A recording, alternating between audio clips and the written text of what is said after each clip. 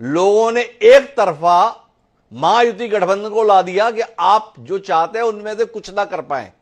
मानते हैं आप कि जनता ने मौजूदा सरकार की नीतियों के प्रति अपना अटूट समर्थन व्यक्त किया है। आपने गलत मुद्दे चुने, गलत वादों के माध्यम से सत्ता में आने की कोशिश की, जनता को वो आपके वादे, वो सपने पसंद नहीं आए। देखिए, अगर 2.5 साल ये सरकार अच्छे से काम करती थी तो राष्ट्रीय महिला उनको अगस्त महीने में क्यों याद आई? मतलब इलेक्शन के बराबर 3-4 महीने पहले क्यों 2.5 साल से ये उन्होंने स्कीम नहीं चलाई?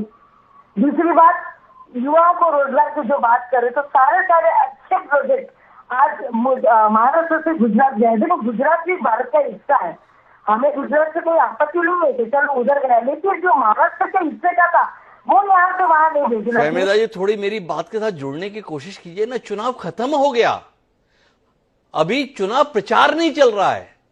आपने ये सारे मुद्दे चुनाव प्रचार के दौरान दमखम के साथ टीवी चैनल पर भी उठाए और आपके नेताओं ने जनसभाओं में भी उठाए। जनादेश जो आया है उसमें 3 पार्टियां जो संयुक्त रूप से चुनाव लड़ रही थीं वो 1, 2, 3 नंबर पर हैं सीट संख्या के लिहाज से, और जो खिलाफत में चुनाव लड़ रही थी वो 4, 5, 6 नंबर पर हैं। और उसमें भी आपकी पार्टी, जिसके नेता महाराष्ट्र नहीं बल्कि देश की राजनीति की धुरी समझे जाते थे, शरद पवार, वो 6वें नंबर पर रही है। इतनी बुरी हालत आपके राजनीतिक दल की हुई है। क्या आप मानती हैं कि आप गलत मुद्दों के लेकर साथ थी, आप गलत आधार पर चुनाव लड़ रही थी, आप गलत लोगों के साथ चुनाव लड़ रही थी? ये सवाल है फहमीदा जी, इस पर कुछ रोशनी दीजिए ना।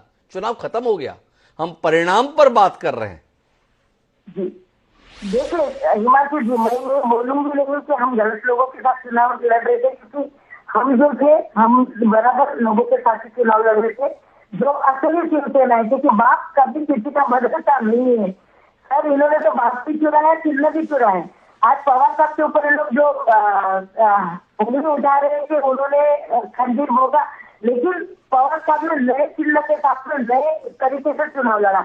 उन्होंने चुनाव किसी का चुराया नहीं। मैं वही आपसे कह रही हूँ कि जनता का अगर ये फैसला होता तो जनता के अंदर एक उत्स्फूर्ता होती, एक खुशहाली होती जो हमें कहीं नहीं दिख रही है। ठीक है, हमारा 10 नंबर पे आया है, लेकिन पवार साहब ने हमको यही आदेश दिया है कि वापस से हमें उससे वापस से लड़ना है, जनता के बीच वापस से लड़ना है। ये शरद पवार जी का संदेश है। फहमीदा जी बार बार ये बात कह रही हैं। चव्हाण साहब कुछ हस्तक्षेप करने जा रहे हैं, द्विवेदी साहब भी हस्तक्षेप करने जा रहे हैं। एक बार चव्हाण साहब द्विवेदी साहब का हस्तक्षेप सुन लेते हैं। फहमीदा जी की आवाज इतनी साफ भी नहीं आ रही है, पर उनके सहयोगी हैं द्विवेदी साहब, कुछ बेहतर रोशनी डाल पाए। जी द्विवेदी साहब। देखिए, अभी बात चर्चा यहाँ चल रही थी जाति जनगणना की और फेक नैरेटिव्स की। जी, फेक नैरेटिव महाविकास अघाड़ी ने चलाए या जाति जनगणना की बात चली जिससे जो हिंदू समाज बट जाएगा। मुझे एक बात बताइए हिमांशु जी, 10% यादव, 20% ब्राह्मण, 30% मुसलमान, 10% SC, ये कहां से आता है?